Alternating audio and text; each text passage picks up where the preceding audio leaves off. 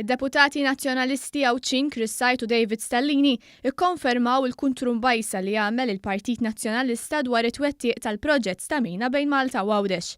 Il-kandidat tal-elezzjonijiet tal-Parlament Ewropew David Stellini ikkonferma li l-Partit Nazzjonalista biddel il-pożizzjoni tiegħu dwar il-proġett tal-mina bejn iż-żewġ gżejjer.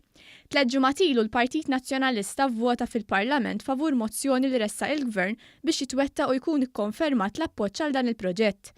Iżda wara li vvota favur din il-mozzjoni, Stellini qal li l-Partit Nazzjonalista qatt irid jiddeċiedi jekk jaqblux ma' dan il-proġett li twiet ukoll fil-programm elettorali tal-Partit Nazzjonalista. L-ewwel joħorġu l-istudji, imbagħad issir konsultazzjoni, imbagħad niddeċidu jekk naqblux miegħu jew le.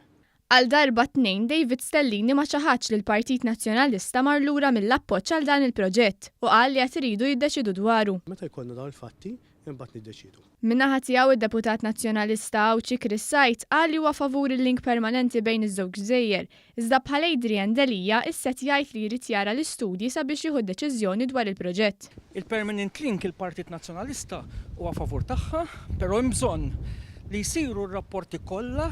Min-naħa l-oħra l-Prim Ministru qal li huwa deċiż li dan il-proġett isir, proġett li se jsir fuq medda ta' snin u li jinvolvi minn tal-inqas żewġ leġislaturi biex itejjeb il-konnettività bejn iż-żewġ gżejjer. Jien deċiż li din il-mina ssir. Dottor Muscat qal li l-Gvern irid iwettaq dan il-proġett fl-iqsar żmien possibbli.